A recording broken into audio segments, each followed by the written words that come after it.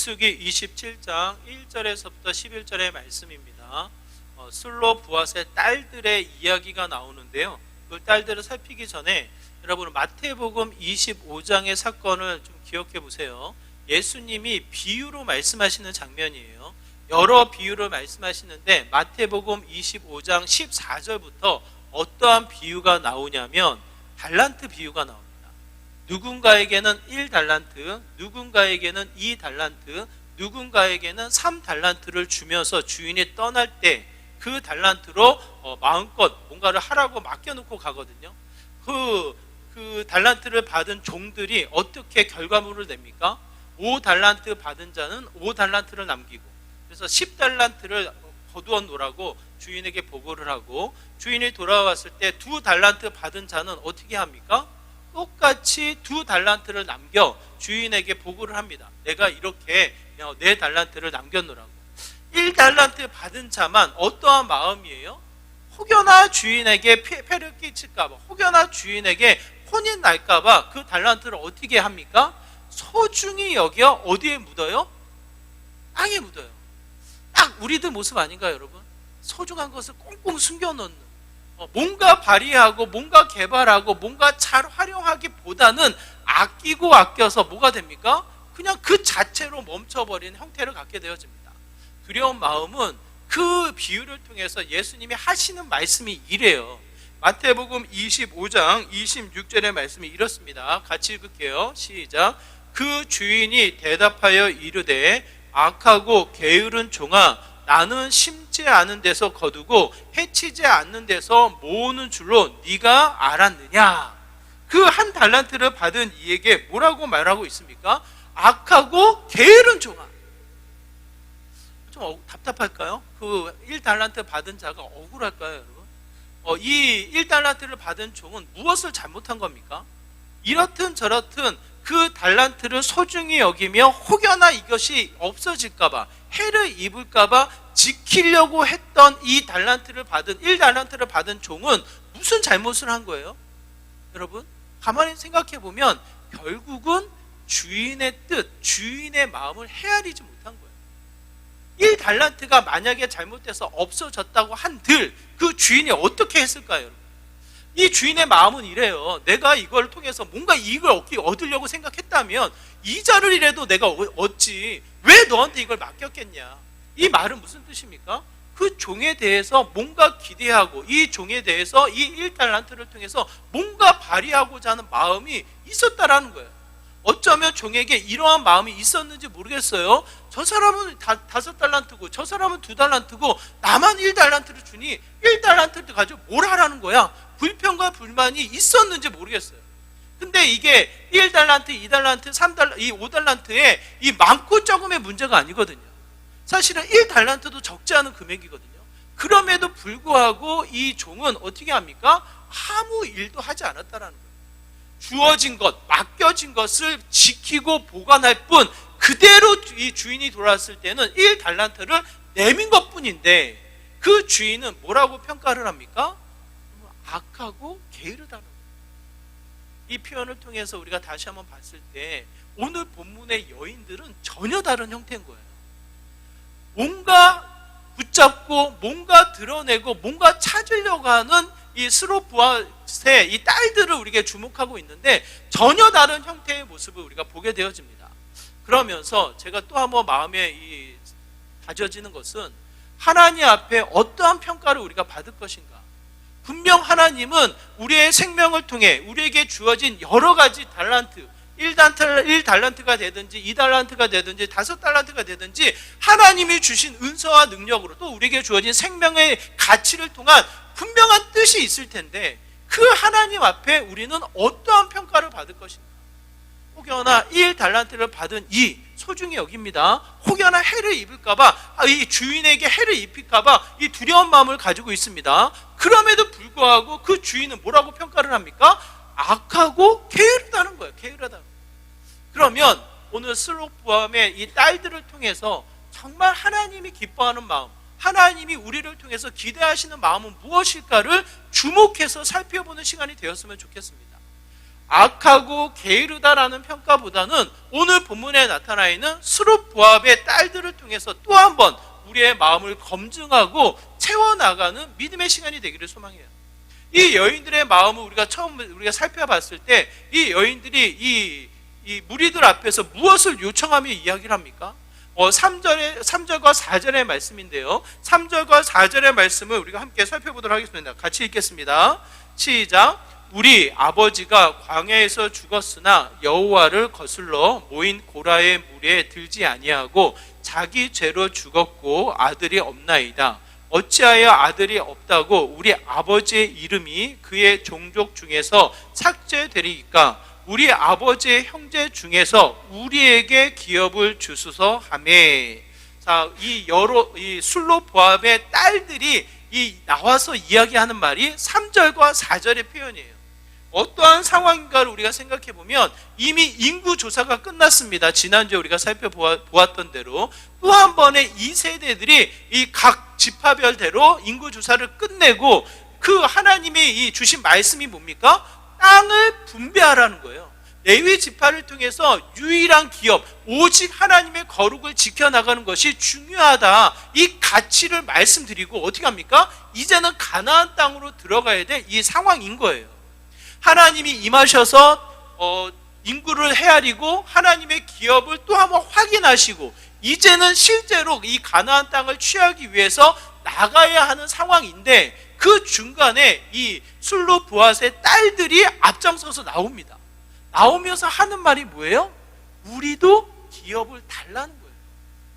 여러분, 여기서 우리가 기억해서 살펴봐야 될 게 그냥 자신의 상황, 자신의 감정, 우리가 이렇다, 아버지도 없고 아들도 없기 때문에 우리가 이렇게 불쌍하다, 이 감정에 호소하며 이야기하는 것이 아니라 뭐라고 이야기합니까? 우리가 방금 읽었던 대로 3절과 4절의 말씀을 통해서 이 기업을 우리에게 주십시오라고 이야기했을 때 그 근거가 뭐예요? 고라 자손을 살펴보십시오. 여러분, 고라 자손이 어떤 자들입니까? 고라 자손이 레위 지파에 하나님의 일을 맡아서 하던 이들인데 그들이 마음에 교만하여 어떤 일을 벌립니까? 왜 우리는 대제사장이 못 됩니까? 왜 우리는 저 일을 할 수 없습니까? 마치 그 마음에 그 일이 더 중하고 그 일이 더 큰 일이라고 여겨졌던 것 같아요. 본인들은 하찮은 일을 하고 왜 우리는 제사장이나 대제사장 역할을 하지 못합니까? 우리도 똑같이 그 일을 하게 해 주십시오라고 요청하는, 그게 이 민수기 16장의 이 모습이거든요. 그 모습을 통해서 어떻게 나타납니까? 그들의 교만이 하나님의 질서, 하나님이 주신 이 사역을 훼손해 나가는 형태를 취하게 돼요. 고라 자수로 인한 결과가 어떻게 나타납니까? 민수기 16장이에요. 우리가 민수기 16장 때 살펴봤는데 이러한 장면이 있습니다. 민수기 16장 32절 33절, 고라 자손의 마지막의 모습이에요. 같이 있습니다. 시작. 땅이 그 입을 열어 그들과 그들의 집과 고라에게 속한 모든 사람과 그들의 재물을 삼키매 그들과 그의 모든 재물이 산채로 스올에 빠지며 땅이 그 위에 덮이니 그들이 회중 가운데서 망하니라. 여러분, 왜 갑자기 이 스룹부앗의 이 딸들이 고라 자손의 이야기를 할까요? 여러분, 왜 그럴까요? 자신에게 주어진 상황, 자신의 억울함, 답답함, 자신의 감정을 호소하지 않습니다. 본인이 이야기하는, 그 딸들이 이야기하는 것은 고라 자손을 보십시오. 수많은 이스라엘 백성들에게 보여진 하나님의 일하심이 어떻게 나타납니까? 죄된 근성을 용납하지 않고 반드시 그 죄된 값을 묻게 하셔서 죽게 하셨다라는 거예요. 죽게 하실 때에 그 고라만 죽인 것이 아니라 그에 속하여져 있는 모든 자손들과 가축과 그 모든 집안이 어떻게 돼요? 마치 모든 이스라엘 백성들에게 증인으로서 증거로 나타나듯이 땅이 갈라져 그 땅에 놓여져 있던 모든 족속을 한 번에 삼켰다라는 거예요. 그러므로 말미암아 그 족속이 망하게 되어졌습니다 라는 것을 이야기하는 거예요. 이 스룹 부활의 이 딸들이 무슨 마음입니까? 살펴보십시오. 하나님의 일하심이 이와 같다라는 거예요. 그러면서 이어서 하는 말이 자신의 아버지는 죽었습니다. 자신의 죄로 말미암아 죽었지만 아들이 없습니다. 아들이 없지만 자기들이 있다라는 거예요, 없다라는 거예요. 딸들인 우리는 남아 있다라는 거예요. 이게 무슨 뜻이에요? 하나님의 일하심이 그 죄의 결과로 말미암아 아버지는 1세대들이 광야의 불순종으로 말미암아 광야에서 죽었지만 그 지파와 그 족속과 그 가족들은 있어요, 없어요? 남아 있다라는 거예요. 그 하나님이 그 아버지의 이름을 삭제하겠습니까? 이게 무슨 뜻이냐면 3절과 4절의 말씀을 관찰해서 보면 그 여러 이 술로 부활의 이 딸들은 하나님의 이야기를 하는 거예요. 하나님이 어떻게 일하셨고 그 죄의 결과로 말미암아 그 마문을 닫게 만드셨는지, 만약 그 생명이 보존돼서 남아 있다면 하나님의 뜻이 있다라는 거예요, 없다라는 거예요? 하나님의 뜻이 있다라는 거예요. 그러므로 하나님의 일하심은 그 아버지의 이름, 그 아버지의 기업을 닫게 만들지 않으셨습니다. 그러니 우리도 그 땅의 분배를 허락해 주옵소서라고 요청하고 있는 거예요. 이 술로 부활의 이 딸들의 마음을 생각해 보면 주어진 상황, 자신의 감정, 여러 가지 일들을 앞세워서 자신의 생각을 주장하지 않습니다. 철저하게 누구를 봐요? 하나님을 주목하고 하나님의 일하심만을 이야기하고 있다는 거예요. 그 이야기를 들은 이 모세가 충분히 설득이 되거든요. 충분히 하나님의 일하심이 보이거든요. 그대로 받아서 하나님 앞에 나아가 묻습니다. 하나님이 그 이야기를 듣고 어떻게 말씀하셔요? 7절의 말씀 이렇게 이야기합니다. 우리 7절의 말씀 같이 읽을까요? 함께 했습니다. 시작. 술로 보아스의 딸들의 말이 옳으니 너는 반드시 그들의 아버지 형제 중에서 그들에게 기업을 주어 받게 하되 그들의 아버지의 기업을 그들에게 돌릴지니라. 뭐라고 이야기합니까? 그들의 말이 옳다라는 거예요. 그들에게 땅의 기업을 주라는 거예요. 어쩌면 본인들 습관, 본인들의 전통에 따라서 아들들에게만 땅의 분배가 이어지고 끝날 법한데 오히려 그 자리에 누가 나옵니까? 술로 부활의 딸들이 나와서 하나님의 이야기, 하나님의 역사, 하나님의 뜻을 다시 한번 설명하고 있는 거예요. 그로 말미암아 하나님의 공의, 하나님의 정의가 실현되어지는 일을 보게 되어집니다. 술로 부활의 딸들을 통해서 우리가 첫 번째 기억해야 할 것은 우리의 믿음이 무엇을 주목하고 있냐예요. 끊임없이 우리는 무엇을 봅니까? 수많은 세상, 나에게 처해진 상황, 그냥 내 마음속에 오르락 내리락 하는 나의 감정, 내 생각이 끊임없이 앞세워지는 일들. 오늘 본문의 배경은 전통이에요, 전통. 오랜 시간에 걸쳐서 여러분 이 시대의 가장 큰 기준이 뭡니까? 이렇든 저렇든 이 수많은 전쟁, 강한 자들이 남는 시대잖아요. 그러다 보니까 싸울 수 있는 사람이 가치로 여겨지는 거예요. 그래서 인구 조사를 할 때 기준이 뭡니까? 인구 조사를 할 때 일반적인 기준이 싸울 수 있는 남자 20세 이상의 사람들을 헤아리는 거예요. 왜? 그게 효과적이니까. 그 남자의 수가 몇 명인지, 그 남자를 어떻게 배치해서 우리가 싸울 수 있는지 전략을 세울지가 이 효과적이니까 싸울 수 있는 20세 이상의 남자를 기준으로 삼아 인구 조사를 하게 됩니다. 이게 곧 사회와 정치의 가장 큰 중요한 가치라는 거예요. 그런데 오늘 본문은 완전히 깹니다. 세상의 가치는 그럴지언정, 세상의 이 사회와 흐름은 그럴지언정 하나님의 기준은 전혀 다르다는 거예요. 생명을 주셨을 때에 그 가문과 가족이 속해져 있을 때에 하나님의 뜻은 이루어진다는 거예요. 그러므로 우리가 또 한 번 기억해야 할 것은 이렇든 저렇든 우리가 살아오면서 습관이 있습니까, 없습니까? 대한민국에 살아오는 이 시간의 흐름 속에 대한민국이 가지고 있는 전통성, 대한민국이 가지고 있는 이 사상들이 우리의 삶 가운데 영향을 줍니까, 안 줍니까? 정말 우리가 믿음으로 살려고 하지만 그럼에도 불구하고 세상의 가치들이 끊임없이 우리가 흘러 들어와요. 뭔가 더 가져야 하고 뭔가 더 높은 자리에 올라가야 하고 남보다 비교했을 때 또 뛰어난 부분이 있어야지 스스로가 만족스럽고 여러 가지 형태의 세상의 가치에 내 스스로를 또 한 번 바라보는 일이 있다라는 거예요. 그런 거에 우리가 마음 뺏기며 시선을 그 안에 둘 것이 아니라 우리는 무엇을 주목해야 합니까? 우리의 믿음은 철저하게 누구를 봐요? 하나님을 보고 하나님의 뜻을 구하며 또 한 번 그의 일, 그의 말씀 앞에 온전히 반응해 나아가는 믿음의 모습이 되어야 한다는 거예요. 1달란트 자가 정말 실수한 건 무엇입니까? 자신의 처한 상황만 본 거예요. 이 1달란트를 손해보면 어떡할까? 그 두려운 마음만 본 거예요. 이 주인 되는 마음을 전혀 헤아리지 않은 거예요. 주인의 마음은 뭡니까? 맡겼을 때에 그걸 통해서 뭔가 해보라는 거예요. 그냥 이것만 지키고 있어, 그래야지 네 역할이, 이게 아니라 맡겼을 때의 주인은 뭔가 해봐라, 네가 할 수 있는 대로 해봐 라고 하고 맡겼는데, 오히려 그 종은 주인의 마음을 전혀 헤아리지 않는 거예요. 주인의 이 마음을 주목하지 못한 거예요. 어디에 빠져 있습니까? 자신의 생각, 자신의 이 상황, 자신의 두려운 마음에 멈춰 있는 거예요. 저는 현대인들의 믿음이 이와 같은 마음이 크지 않을까. 예배로 나옵니다. 말씀을 통해서 하나님을 기대합니다. 하나님은 크신 분이야, 하나님은 내 편이야 라는 이 믿음의 고백을 하지만, 예배를 끝나고 교회를 벗어나 우리의 일상으로 돌아가면 무엇을 주목해요? 수많은 세상의 거리, 세상에 비교되어지는 나의 모습, 끊임없이 위축되어지는 나의 모습에 멈춰버린다라는 거예요. 이 수르부함의 딸들이 만약 그 세상과 전통과 습관에 자신의 모습을 봤다면 나올 수 있겠냐고요. 나올 수 없죠. 왜? 그 당시에는 여자의 어떤 그룹을 수로도 헤아리지 않잖아요. 초대교회로 오면 신약의 배경을 가진 때에는 예수님이 누구를 돌보고 누구를 도와주라고 이야기합니까? 예? 거기 소외된 계층, 이 약한 자들을 언급하는데 그 안에 누가 포함되어 있냐면 어린 아이와 여자와 노인과 고아예요. 고아, 과부예요. 과부.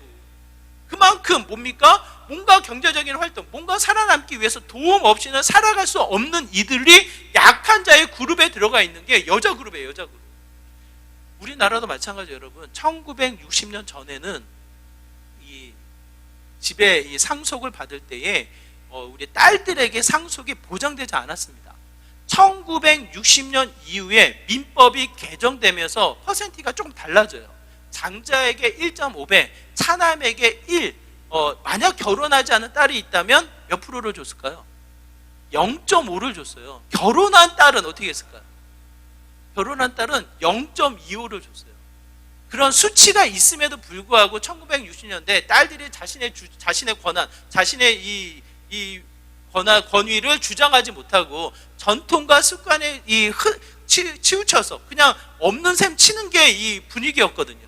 1990년대 와서 민법이 다시 개정되면서 모든 자녀들, 모든 형제들이 성별, 첫째, 둘째 상관없이 동일하다라는 법이 정해졌어요. 그때부터 이 법적으로는 1대1의 똑같은 분배가 이루어져라 라고 법은 정해졌지만, 그래도 정서적인, 사회적인 분위기는 어떻습니까? 그냥 장자가, 아들이 뭔가 더 책임지는 것처럼 더 많이 받아야 된다는 인식이 있어요, 없어요? 있는 거예요.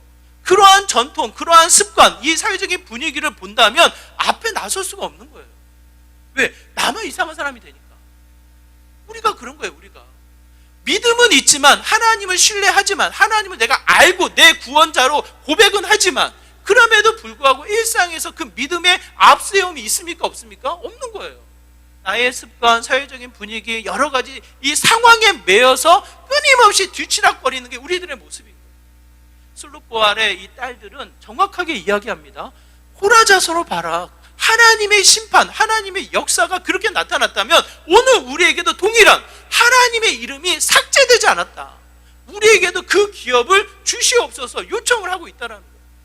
그러므로 또 한 번 우리의 주목은 하나님을 주목하고 그의 일하심을 따라 살아가는 믿음의 모습이 되어야 한다는 것을 이야기합니다. 그 모습이 두려워요. 두렵지만 또 한 번 성경 우리에게 말씀하시기를 용기를 내어 담대한 믿음으로 나아가라는 거예요. 오늘 본문에 보면 수라부활의 이 딸들의 모습을 한번 살펴보시기 바라요. 2절입니다. 2절의 상황을 여러분 같이 보세요. 같이 있습니다. 시작.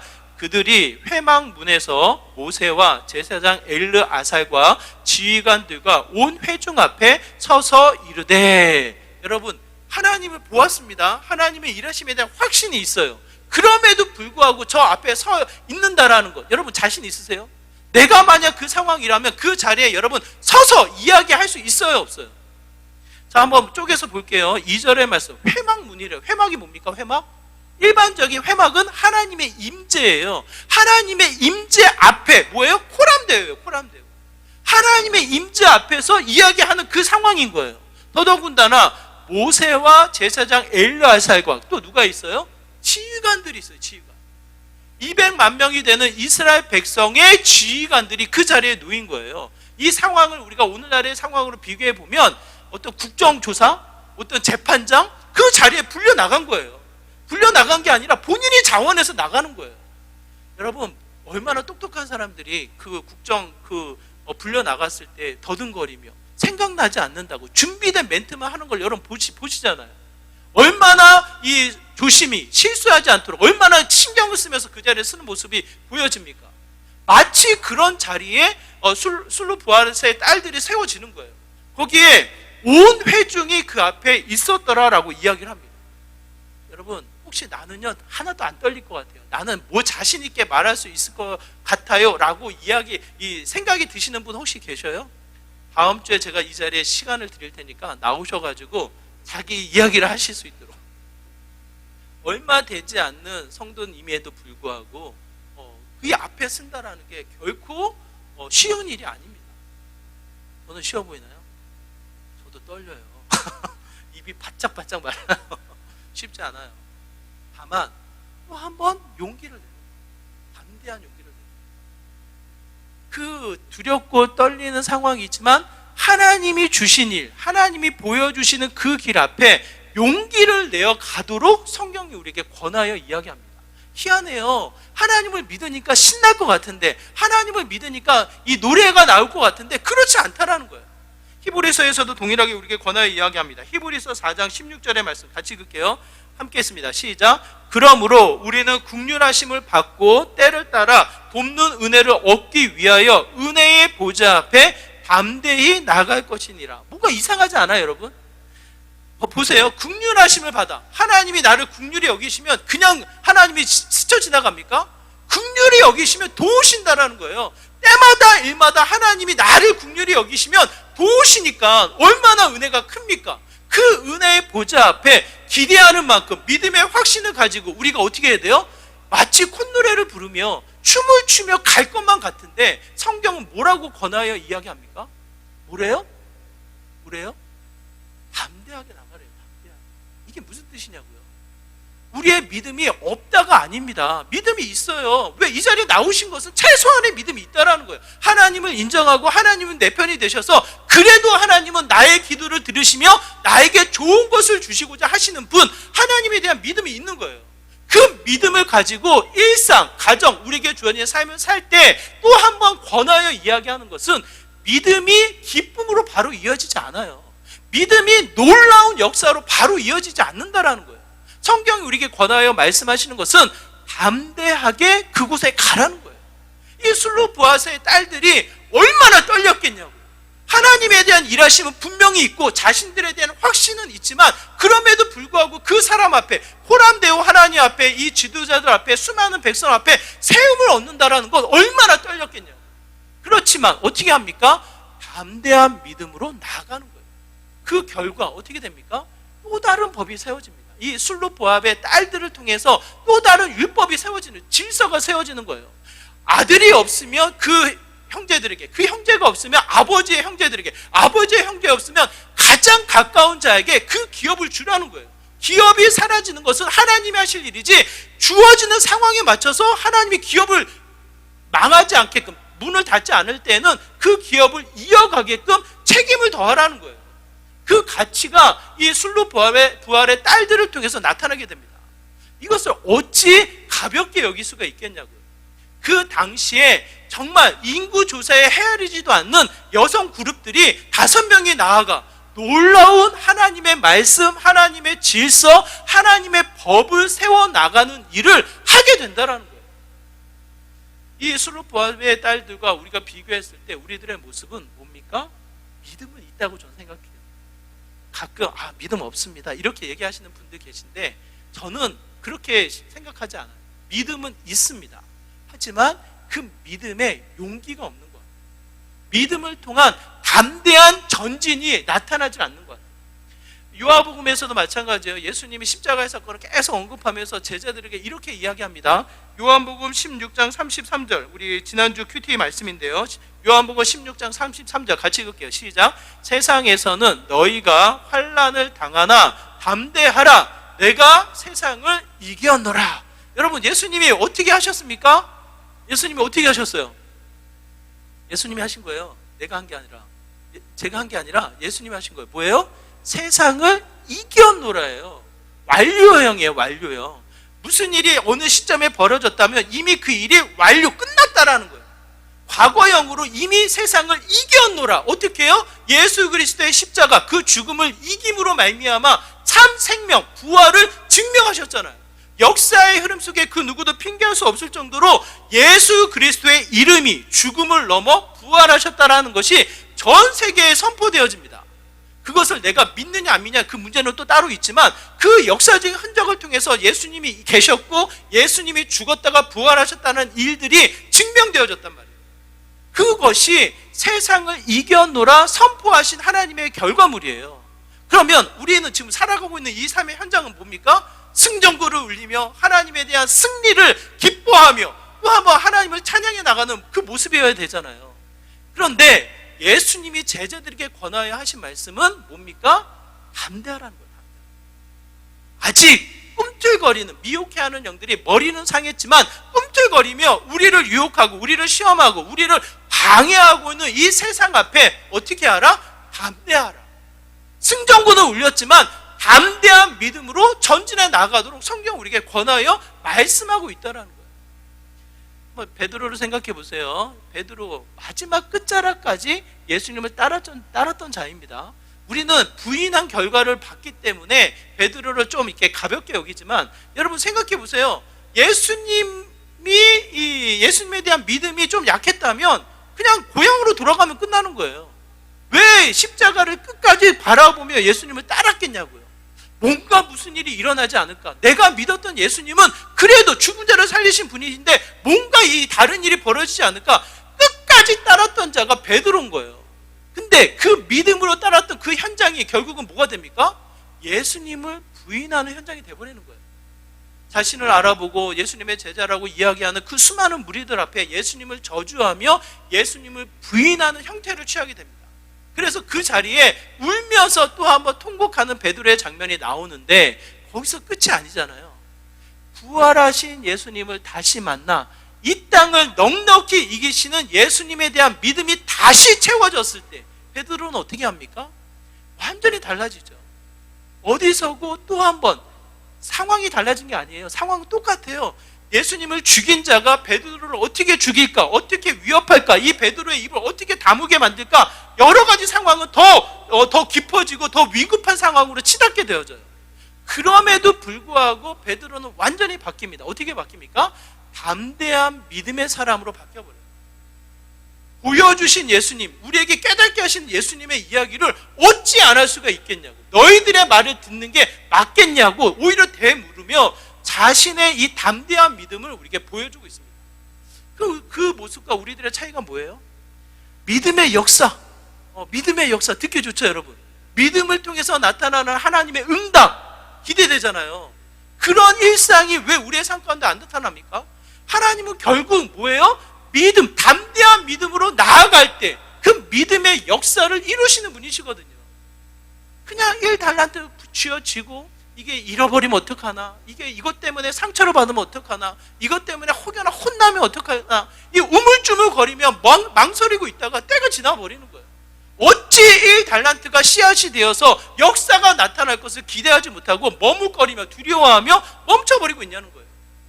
술루바의 딸들은 그야말로 비교되지 않는 상황임에도 불구하고 한 걸음 전진해 그 세움받은 자리에서 담대한 믿음을 전했을 때에 놀라운 일을 경험하게 됩니다.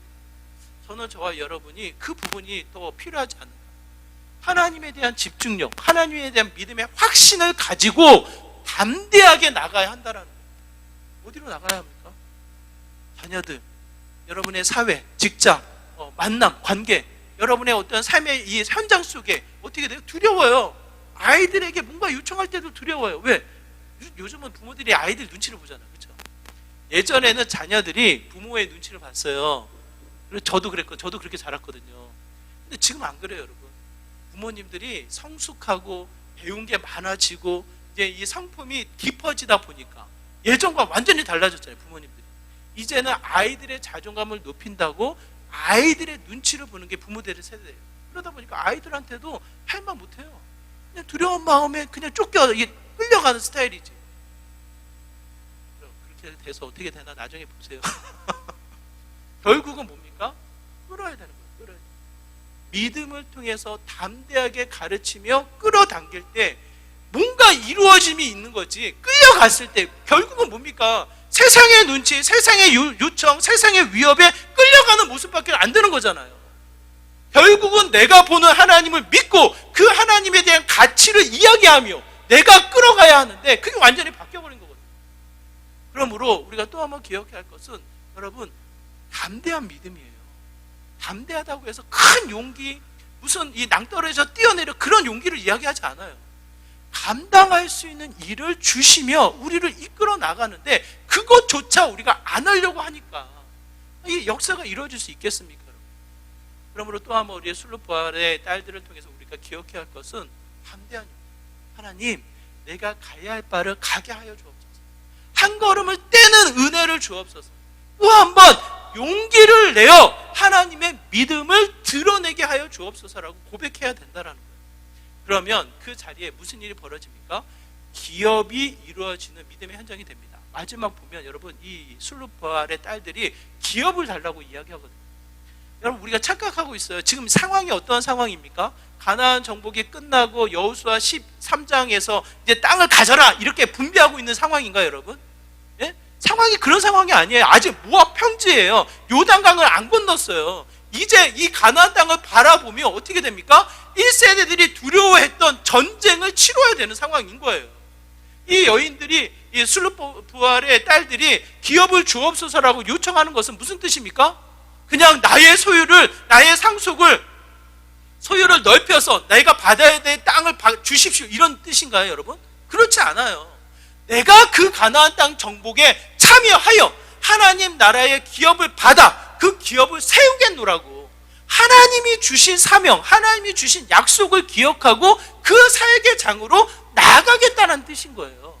순례부활의 딸들이 정복한 땅 이 부분을 나에게 주세요, 이 이야기가 아니란 말이에요. 상황은 그런 거예요. 상황은 아직 전쟁을 치르지도 않았어요. 그러니 이 딸들의 입장에서는 여러분, 이게 기분 좋은 일입니까?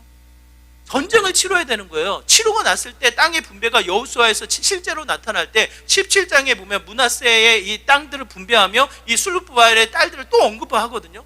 그들에게 분배된 땅에 가서 남아있는 이들과 또 전쟁을 치러야 하는 거예요.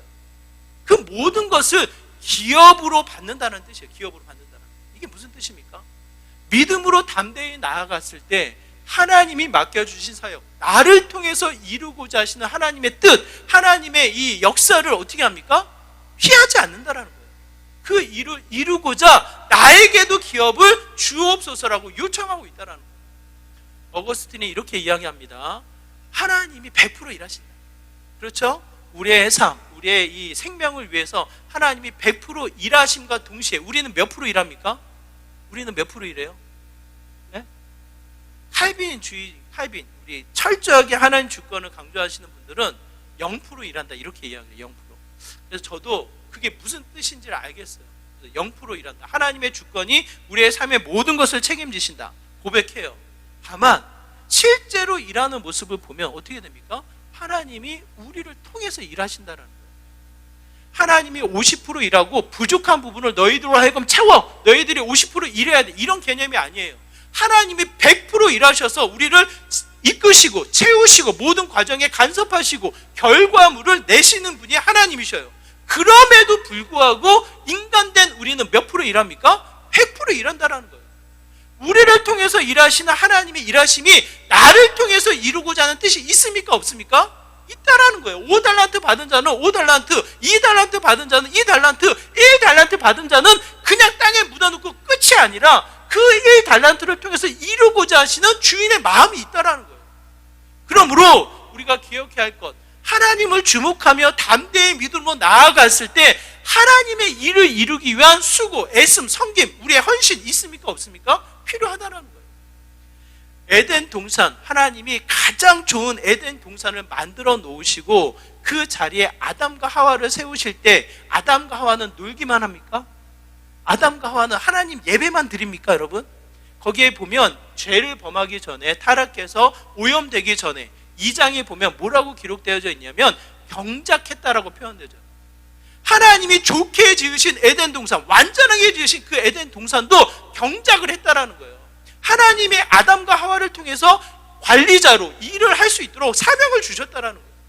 그러니 생명을 주신 우리에게, 슬루프알의 딸들 본인들의 생명을 주신 우리에게 하나님이 기업을 주셨냐 안 주셨냐 생각해 보자고. 만약 죄를 범해서 아들을 안 주셨다면 그 가문이 망했어야지. 그 아버지만 죽고 우리가 남겨진 이유는 그 생명의 가치가 있지 않겠냐고. 우리에게도 기업을 주옵소서라고 손을 내미는 거예요.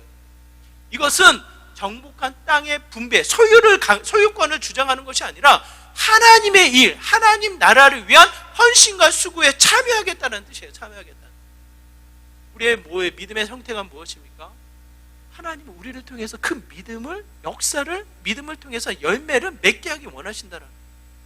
그러므로 하나님을 주목하고 하나님에 대한 이 담대한 믿음으로 나아갔을 때 믿음의 선한 역사가 그냥 하늘에서 뚝 떨어지는 것이 아니라 뭡니까? 우리의 수고, 우리의 애씀, 우리의 부르짖음, 우리의 섬김을 통해 나타나게 된다라는 거예요. 그 가치를 우리가 기억하며 다시 한번 믿음의 선한 열매를 맺기 위해 애쓰고 수고하는 믿음의 모습이 되어야 하지 않을까 싶어요. 5달란트, 2달란트 받은 이들을 하나님이 평가하여 예수님이 뭐라고 말씀하십니까? 마태복음 25장 21절 23절의 말씀이에요. 같이 읽을게요. 시작. 착하고 충성된 종아, 네가 적은 일에 충성하였음에 내가 많은 것을 내게 맡기리니 내 주인의 즐거움에 참여할지어다. 성경에 이런 얘기 없으니까 1달란트 받은 자가 차라리 많이 줬으면 뭐라도 해볼 텐데 이런 마음이 있었나 없었나 모르겠어요. 성경에 보면 5달란트 받은 자나 2달란트 받은 자나 자신들이 받은 거에 대해서 표현하지 않아요. 그거에 대한 다름을 예수님이 주목해서 이야기하지 않아요. 뭐라고 이야기합니까? 그야말로 착하고 충성됐다. 5달란트인지 2달란트인지 구분 없이 똑같이 표현하시거든요. 적은 일에 너희가 충성했노라. 그렇게 칭찬하고 인정하시면서 뭡니까? 나의 기쁨에, 나의 즐거움에 함께 참여해라. 이와 같이 그들을 세우시는 예수님의 장면을 우리에게 보여주고 있습니다. 여러분, 크고 작으면 세상의 일이죠. 10,000명이 되는 교회, 50명이 되는 교회, 5명이 모이는 교회, 그게 하나님 보시기에 무슨 차이가 있냐고. 우리가 봤을 때 그게 차이가 있는 거지, 하나님이 만약 하늘에서 우리를 내려다보면 그게 무슨 차이가 있냐고. 아무 차이가 없는 거예요. 그냥 한 영혼을 위해서 헌신하며, 한 영혼을 위해서 기도하며, 한 영혼을 위해서 또 한번 믿음으로 달려갈 때 하나님은 그 자체를 소중히 여기시는 거예요. 나의 기쁨, 나의 즐거움에 참여해라. 우리의 삶이 그런 거 아니겠습니까? 세상에 비교해서 위치락 뒤치락 오르락 내리락 하는 나의 모습이 아니라 하나님, 변함없으신 하나님을 주목하며 그의 변함없는 믿음을 통해 담대히 나아가다 보면 그 자리자리가 하나님의 일, 하나님의 역사가 이루어진다예요. 그러므로 또 한번 우리의 영혼이 기뻐할 수 있는 믿음의 삶이 된다는 것을 이야기합니다. 슬로보아스의 딸들, 다시 한번 우리가 주목해서 우리의 믿음은 어떤 모습입니까? 우리의 믿음은 무엇을 향해서 달려가기 원하십니까? 우리의 믿음은 무엇을 이루기를 원하시냐고요. 저는 분명히 성경은 이야기합니다. 겨자씨만한 믿음이라고 이야기해요. 겨자씨 본 적 있으세요, 여러분? 겨자씨? 깨보다도 작은 이 결정체예요. 겨자씨만한 믿음으로도 충분히 하나님의 일, 역사를 경험할 수 있다는 거예요. 그런데 충분히 믿음이 있음에도 그 일이 나타나지 않는 이유는 무엇입니까? 믿음이 없다가 아니라 또 한 번 믿음의 용기를 내지 못하고 믿음의 순종, 믿음의 역사를 이루지 못한 우리의 머뭇거림에 있지 않을까, 저는 그렇게 생각을 해요. 말씀을 통해서 또 한번 여러분 다짐하고 결단하시기 바라요. 믿음으로 주님을 주목하시고 담대하게, 여러분에게 어떠한 용기가 필요한지 모르겠어요. 여러분의 상황 속에 담대하게 한 걸음 나아가 하나님의 믿음을 통한 일을 직접 여러분의 순종으로 이루어 가보시기를 바라요. 그 자리는 반드시 믿음의 역사, 믿음의 기쁨이 또 한번 임하여 나아가는 복된 자리가 될 것으로 확신합니다. 아무리 믿음이 있어서 공부 하나도 안 하면 그 시험에 100점 맞습니까, 여러분? 어리석은 짓이에요, 그렇죠? 믿음이 또 담대하게 나의 수고와 애씀으로 채워졌을 때 결과가 나오는 거예요. 하나님의 100% 일하심이 거기서 나타납니다. 우리의 삶이 동일하게 그 하나님의 믿음을 통해 또 한번 기쁨을 누려나가는 저와 여러분의 삶이 되시기를 주님의 이름으로 축원합니다. 말씀을 기억하시면서 함께 기도하기 원해요. 하나님, 나의 믿음 없음을 용서하여 주시고 이제는 그 하나님을 주목하여 하나님에 대한 믿음 담대하게 전진하며 하나님의 사역을 이루어 나가는 믿음의 역사가 되기를 소망합니다. 채워주시고 우리의 가정, 우리의 일상, 우리의 삶의 현장 속에 담대히 전진케 하여 주시고 주님에 대한 믿음의 선한 역사가 이루어지는 복된 삶이 되게 하여 주옵소서라고 이와 같은 마음으로 함께 기도하며 나가도록 하겠습니다. 기도합니다. 하나님 아버지, 지금 간절한 마음으로 기도합니다. 우리의 일상이, 우리의 가정이, 나의 주어지는 여러 가지 삶의 현장이 두려움에, 위축되어짐에 머뭇거리는 것이 아니라 믿음으로 주님을 주목하며 믿음으로 전진하며 하나님의 뜻, 하나님의 사명을 이루어 나가는 믿음의 현장이 되기를 간절히 소망합니다. 나의 기질, 나의 습관, 나의 상황에 매여 있지 않게 하여 주시고 세상의 수많은 화려함과 위험 속에 위축되지 않게 하여 주시고 또 한 번 깨워 믿음의 담대함으로 하나님의 역사를 이루어 나아가는 믿음의 귀한 자리가 되게 하여 주시옵소서. 다윗처럼, 다니엘처럼, 바울처럼, 베드로처럼 믿음의 선한 영향력이 또 한 번 기쁨으로 하나님의 역사로 임하여 나가기를 소망합니다. 하나님, 주목하게 하시고 담대한 믿음으로 전진케 하여 주시고 우리의 손과 발이 하나님 믿음의 선한 열매를 통해 하나님의 역사를 이루어 나가는 믿음의 귀한 자리가 되게 하여 주시옵소서. 주님,